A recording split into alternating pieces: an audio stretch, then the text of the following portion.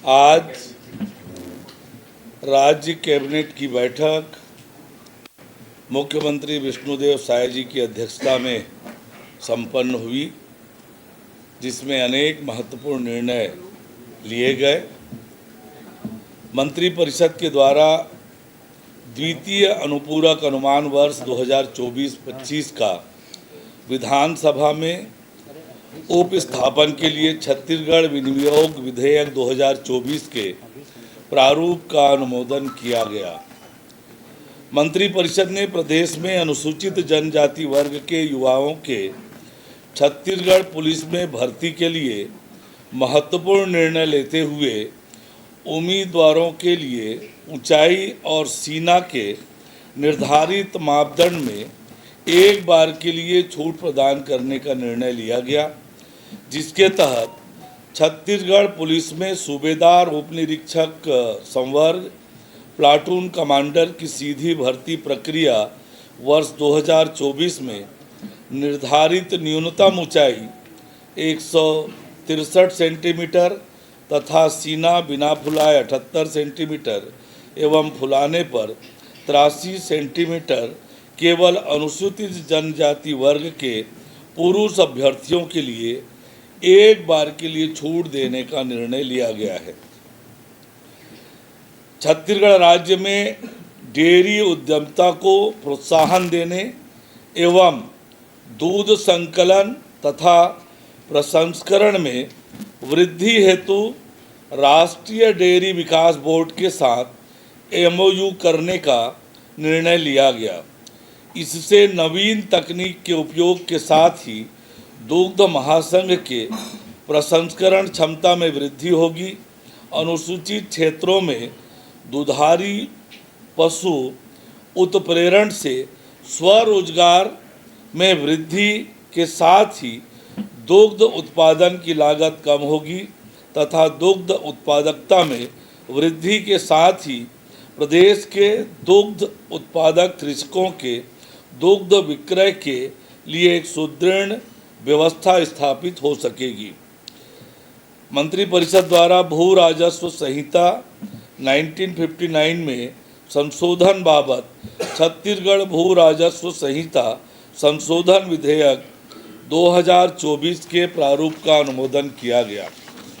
साथ ही छत्तीसगढ़ अनधिकृत विकास का नियमितीकरण संशोधन विधेयक 2024 के प्रारूप का भी अनुमोदन किया गया। राजधानी रायपुर में 15 जनवरी से 15 फरवरी 2025 तक आयोजित ऑटो एक्सपो के दौरान वाहनों के लाइफ टाइम रोड टैक्स पर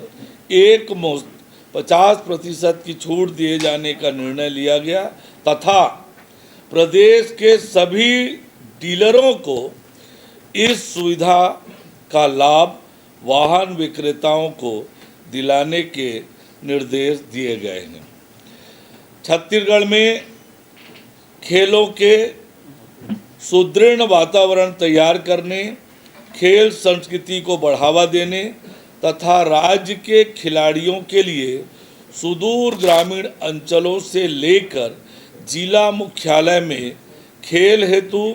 आधारभूत संरचनाओं के निर्माण के लिए मंत्रिपरिषद की बैठक में क्रीड़ा प्रोत्साहन योजना के क्रियान्वयन के लिए कार्य योजना का अनुमोदन किया गया।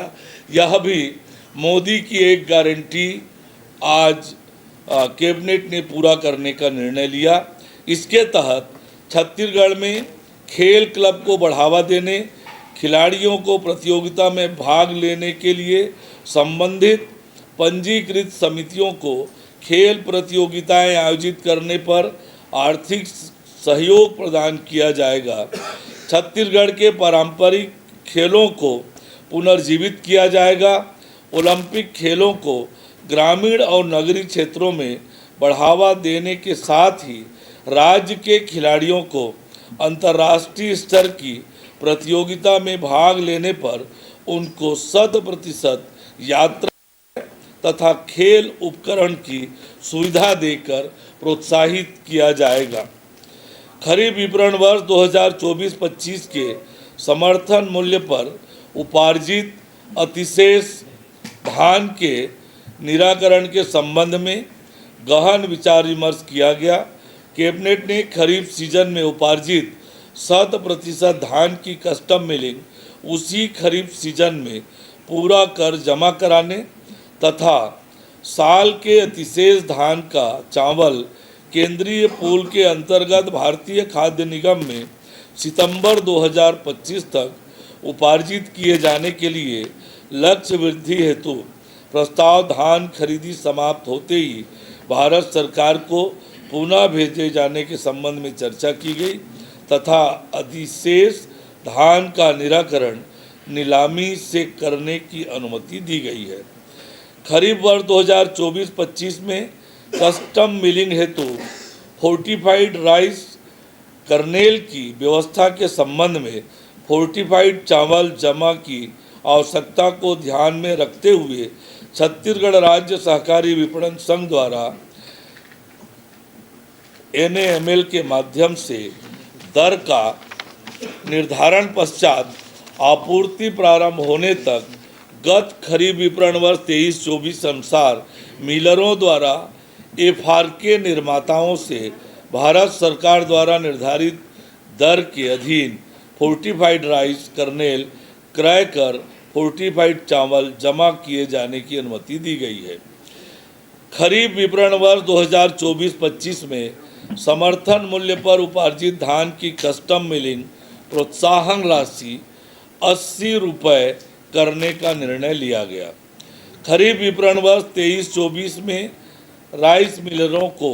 लंबित प्रोत्साहन राशि की प्रथम किस्त प्रदान किए जाने का निर्णय लिया गया। छत्तीसगढ़ पंचायत राज अधिनियम 1993, छत्तीसगढ़ नगर पालिका निगम अधिनियम 1956, छत्तीसगढ़ नगर पालिका अधिनियम 1961, विधेयक 2000